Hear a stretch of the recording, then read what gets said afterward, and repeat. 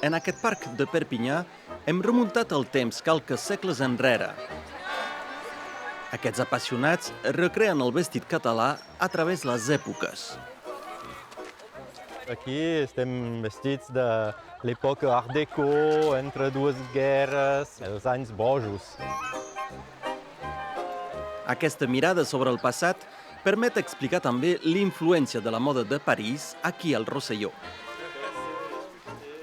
Nosaltres volem mostrar que és totalment diferent, la realitat. Realitat social, realitat de vestits, gent de les classes baixes que volien vestir-se com a parisencs, gent de classes altes que volien retrobar llurs arrels.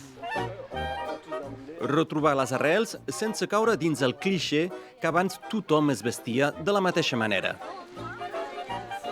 Ara que ho mirem de més a prop, ja veiem que el vestit no és folclòric. No és un vestit idèntic des de l'edat mitjana fins ara, que sempre va ser el mateix color, mateix teixit. No, tot va canviar, va evolucionar, hi ha modes. Influències del segle XVIII o època Napoleó III, respecte al detall vestimentari és força important pels membres de l'associació.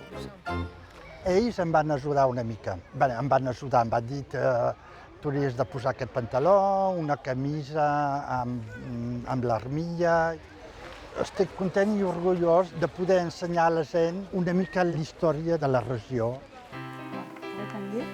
La concepció dels diferents vestits es fan aquí, al taller d'un dels membres de l'associació. Els diferents llibres i documents serveixen de base a l'hora de tallar i cosir.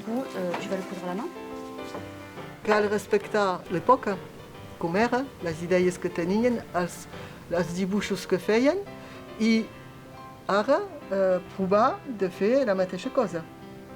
Però és complicat perquè aquest teixit tinc poc i cal fer amb el que tinc. Però hi arribarem, La cofa de punta se posa com tenda per als diumenges, per salla. Tenim una noblesa i un art del gest i de les coses que portem. Sí, hi ha algunes parts que són fetes encara a la mà, perquè hi ha una manera de transmissió també del gest, de l'autenticitat de tot això.